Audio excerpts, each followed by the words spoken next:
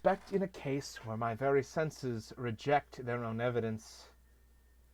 Yet mad I am not, and very surely do I not dream. But tomorrow I die, and today I would unburden my soul. My immediate purpose is to place before the world plainly, succinctly, and without comment, a series of mere household events. In their consequences, their events have terrified, have tortured, have destroyed me. Yet I will not attempt to expound them. To me, they have presented little but horror. To many, they will seem less terrible than barroques. Hereafter, perhaps, some intellect may be found which will reduce my phantasm to the commonplace. Some intellect more calm, more logical, and far less excitable than my own, which will perceive in the circumstances I detail with awe nothing more than an ordinary succession of very natural causes and effects. From my infancy I was noted for the docility and humanity of my disposition. My tenderness of heart was even so conspicuous as to make me the jest of my companions. I was especially fond of animals, and was indulged by my parents with a great variety of pets. With these I spent most of my time, and never so happy as when feeding and caressing them. This peculiarity of character grew with my growth, and in my manhood I derived from it one of my principal sources of pleasure. To those who have cherished an affection for faithful and sagacious dog, I need hardly be at the trouble of explaining the nature or the intensity of the gratification thus derivable. There is something in the unselfish and self-sacrificing love of a brute which goes directly to the heart of him who has had frequent occasion to test the paltry friendship and gossamer fidelity of a mere man. I married early, and was happy to find in my wife a disposition not uncongenial with my own. Observing my partiality for domestic pets, she lost no opportunity for procuring those of the most agreeable kind. We had birds, goldfish, a fine dog, rabbits, a small monkey, and a cat. The latter was a remarkably large and beautiful animal, entirely black, and sagacious to an astonishing degree. In speaking of his intelligence, my wife, who at heart was not a little tinctured with superstition, made frequent allusions to the ancient popular notion which regarded all black cats as witches in disguise. Not that she was ever serious upon this point, and I mention the matter at all for no better reason than it happens just now to be remembered. Pluto was this cat's name. It was my favorite pet and playmate. I alone fed him, and he attended me whenever I went about the house. It was even with difficulty that I could prevent him from following me through the streets. Our friendship lasted in this manner for several years, during which my general temperament and character, through instrumentality of the fiend intemperance, had, I blush to confess, experienced a radical alteration for the worse. I grew, day by day, more moody, more irritable, more regardless of the feelings of others. I suffered myself to use intemperate language to my wife. At length I even offered her personal violence. My pets, of course, were made to feel the change in my disposition. I not only neglected, but ill-used them. For Pluto, however, I still retained sufficient regard to restrain me from maltreating him, as I made no scruple of maltreating the rabbits, the monkeys, or even the dog, when, by accident or through affection, they came in my way. But my disease grew upon me. For what disease is like alcohol?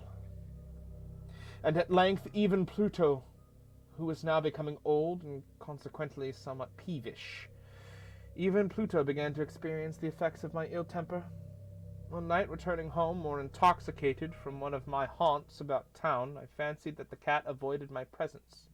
I seized him, when in his fright at my violence, he inflicted a slight wound upon my hand with his teeth. The fury of a demon instantly possessed me. I knew myself no longer. My original soul seemed at once to take its flight from my body, and more than fiendish malevolence, gin-nurtured, thrilled at every fibre of my frame. I took from my waistcoat pocket a penknife, opened it, grasped the poor beast by the throat, and deliberately cut one of its eyes from the socket. I blush. I burn, I shudder, while I pen the damnable atrocity. When reason returned with the morning, when I slept off the fumes of the night's debauch, I experienced a sentiment half of horror, half of remorse, for the crime of which I had been guilty. But it was, at best, a feeble and equivocal feeling, and the soul remained untouched. I again plunged into excess and soon drowned in wine all memory of the deed. In the meantime, the cat slowly recovered. The socket of the lost eye presented, it is true, a frightful appearance, but he no longer appeared to suffer any pain. He went about the house as usual, but, as might be expected, fled in extreme terror at my approach. I had so much of my old heart left as to be at first grieved by this evident dislike on the part of a creature which had once so loved me. But this feeling soon gave place to irritation, and then came, as if to my final and irrevocable overthrow, the spirit of perverseness. Of this spirit, philosophy takes no account, yet I am not more sure that my soul lives than I am that perverseness is one of the primitive impulses of the human heart. One of the indivisible primary faculties or sentiments which give direction to the character of man, who has not 100 times found himself committing a vile or stupid action for no other reason than because he knows he should not. Have we not a perpetual inclination in the teeth of our best judgment to violate that which is law, merely because we understand it to be such? This spirit of perverseness, I say, came to my final overthrow. It was this unfathomable longing of the soul to vex itself, to offer violence to its own nature, to do wrong for the wrong's sake only, that urged me to continue and finally to consummate the injury I had inflicted upon the unoffending brute.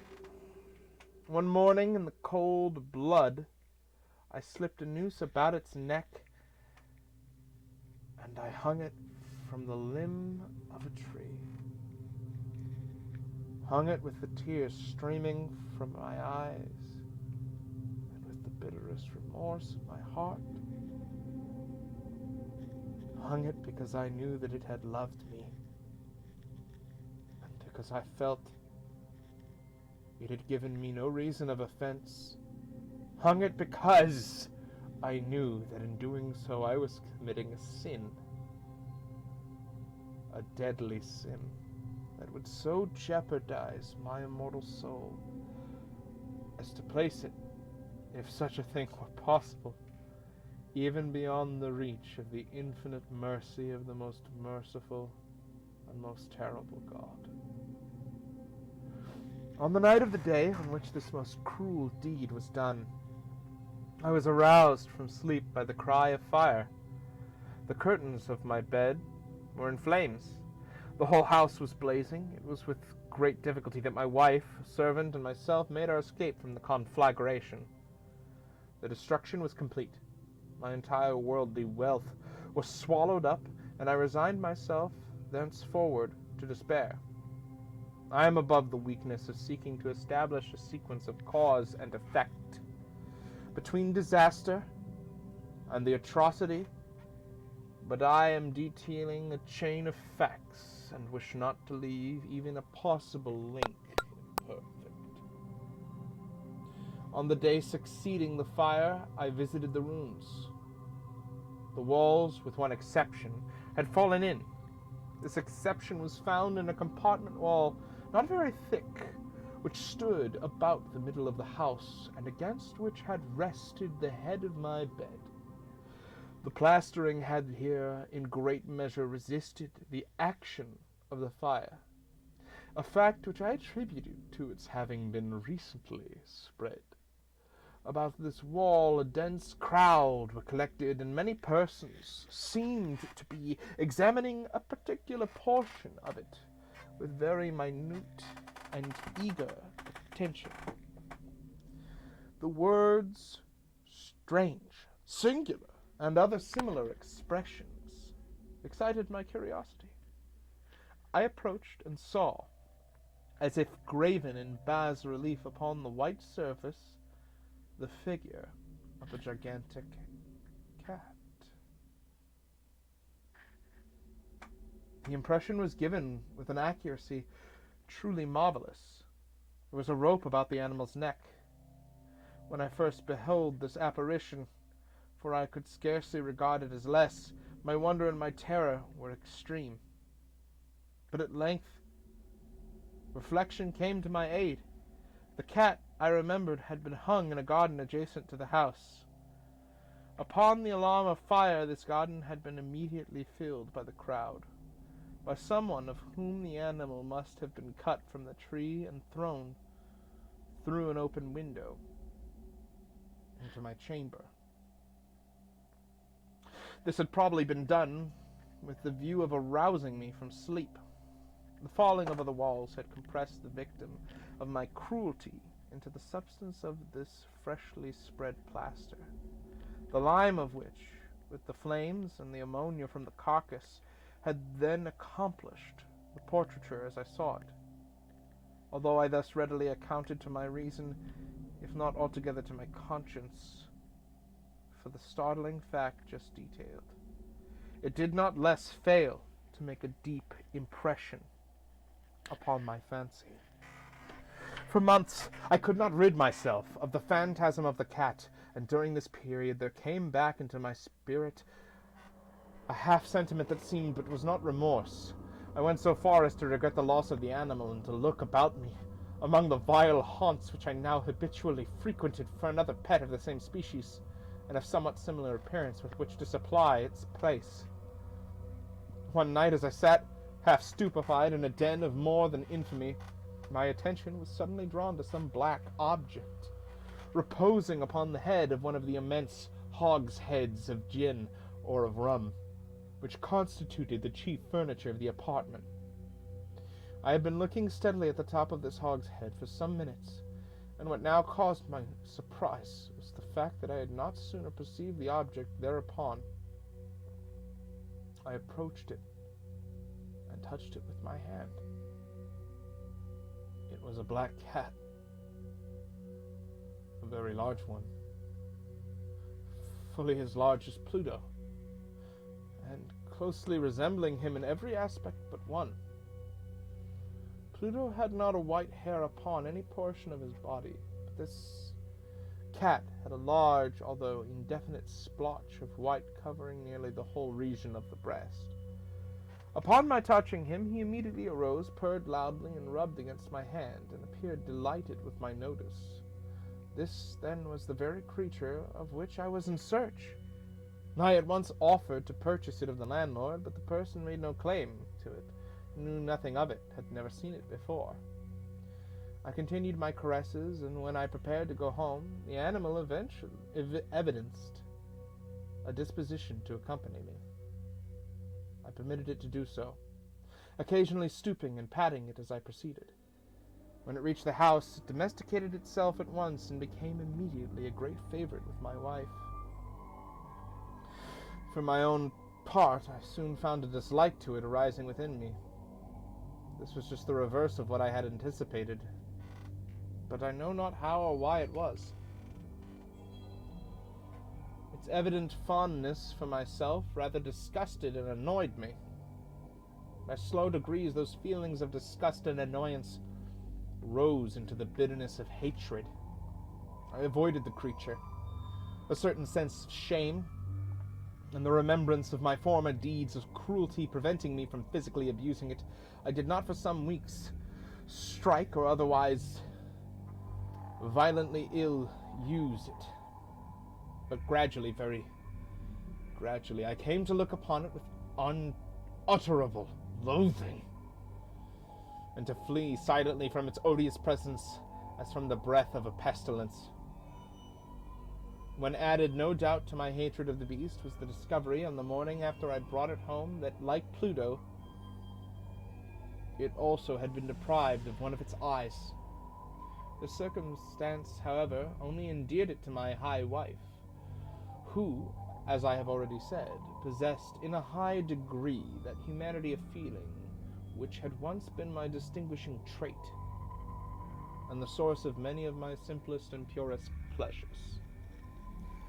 With my aversion to this cat, however, its partiality for me seemed to increase. It followed my footsteps with a propensity which had been difficult to make the reader comprehend.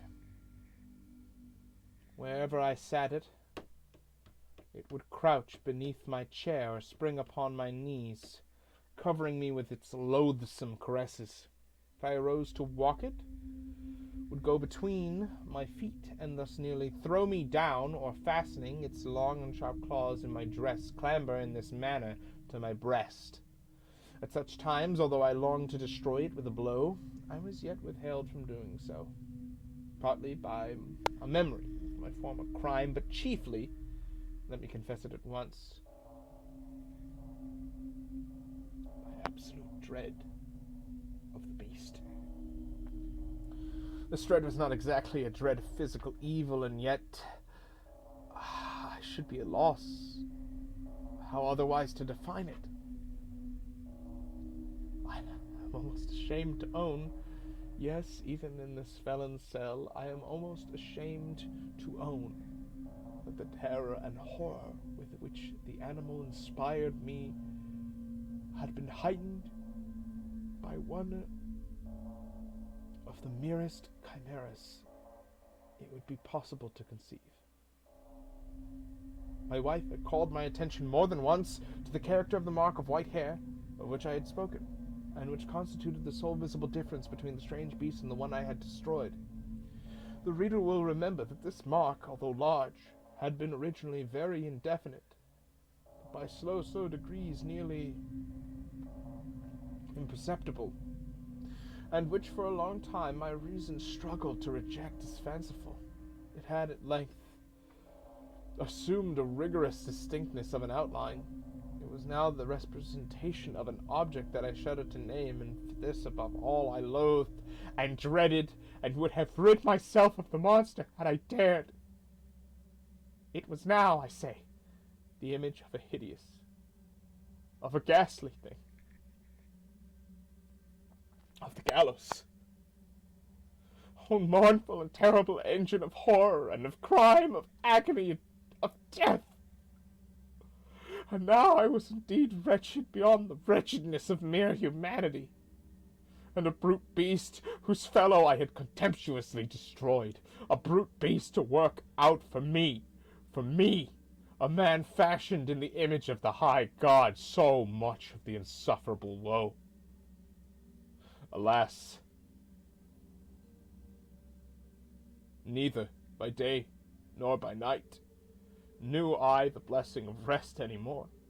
During the former, the creature left me no moment alone, and in the latter I started hourly from dreams of unutterable fear to find the hot breath of the thing upon my face, and its vast weight, an incarnate nightmare that I had no power to shake off, incumbent upon my heart. Beneath the pressure of torments such as these, the feeble remnant of the good within me succumbed.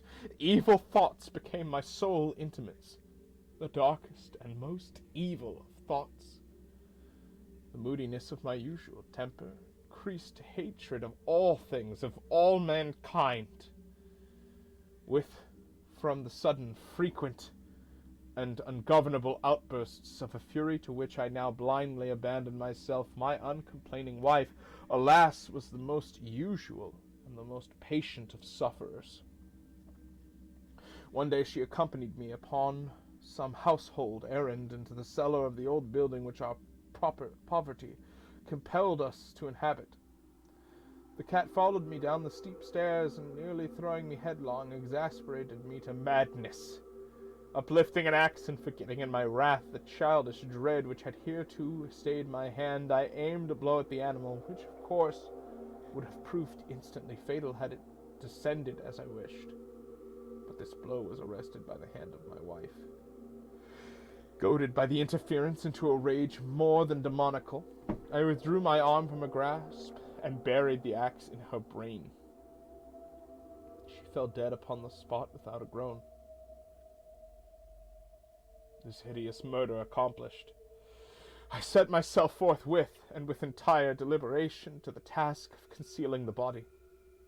I knew I could not remove it from the house, either by day or by night, without the risk of being observed by the neighbors. Many projects entered my mind. At one period I thought of cutting the corpse into minute fragments and destroying them by fire. At another I resolved to dig a grave for it in the floor of the cellar. Again I deliberated upon casting it in the well in the yard, about packing it in a box as if merchandise with the usual arrangements, and so getting a porter to take it from the house. Finally I hit upon what I considered a far better expedient than either of these. I determined to wall it up in the cellar, as the monks of the Middle Ages are recorded to have walled up their victims. How resonant.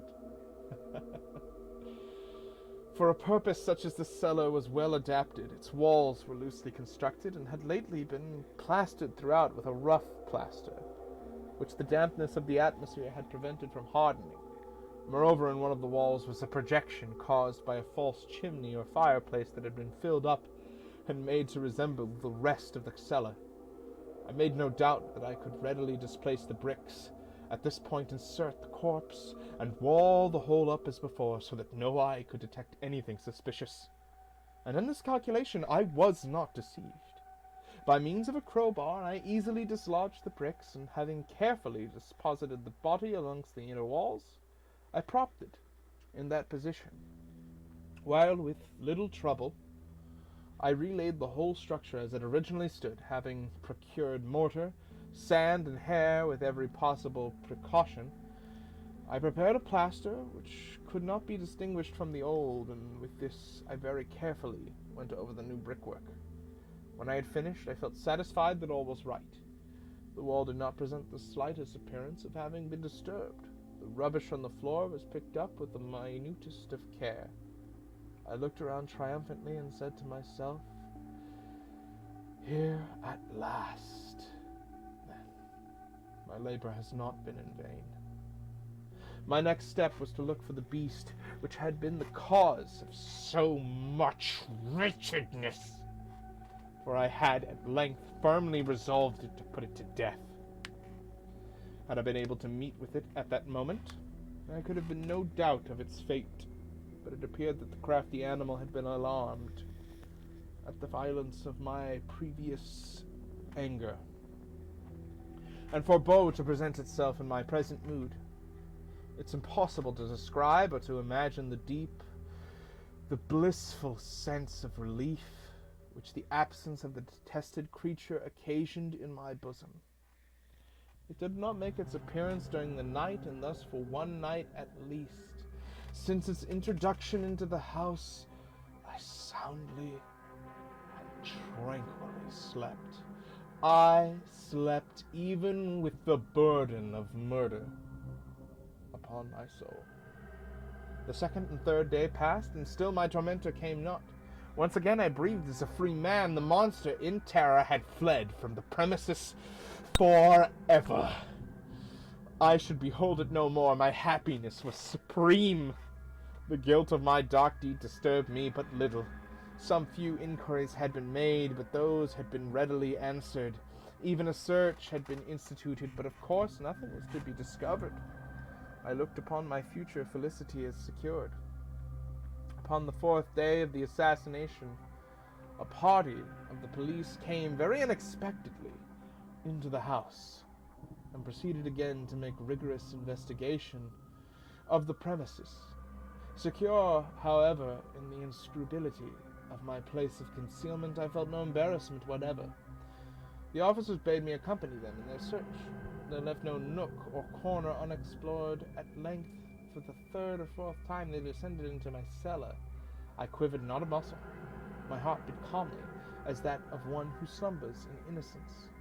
I walked the cellar from end to end. I folded my arms upon my bosom and roamed easily to and fro. The police were thoroughly satisfied and prepared to depart. The glee at my heart was too strong to be restrained. I burned to say but one word by way of triumph, and to render doubly assure their assurance of my guiltiness. "Gentlemen," I said at last, as the party ascended to the steps, "I delight to have allayed your suspicions. I wish you all health and a little more courtesy. By the by, gentlemen, this is a very well-constructed house. In the rabid desire to say something easily, I scarcely knew what I uttered at all. I may say an excellently well-constructed house. These walls are you going, gentlemen? These walls are solidly put together. And here, through the mere frenzy of bravado, I rapped heavily with a cane which I had held in my hand upon the very portion of brickwork behind which stood the corpse of the wife of my bosom. But may God shield and deliver me from the fangs of the arch-fiend. No sooner had the reverberation of my blows sunk into silence than I was answered by a voice from within the tomb, by a cry at first muffled and broken like the sobbing of a child, and then quickly swelling into one long, loud, and continuous scream, utterly anomalous and inhuman.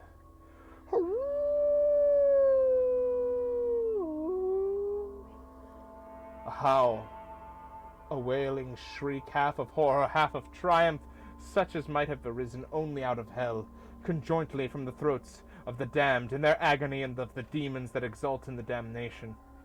Of my own thoughts it is folly to speak. Swooning, I staggered to the opposite wall. For instance, the party upon the stairs remained motionless. Through extremity of terror and awe, in the next a dozen stout arms were toiling at the wall. It fell bodily. The corpse, already greatly decayed and clotted with gore, stood erect before the eyes of the spectators.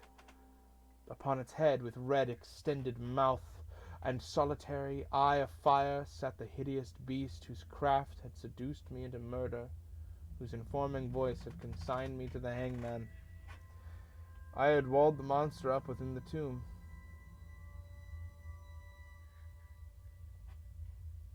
Such a lovely tale.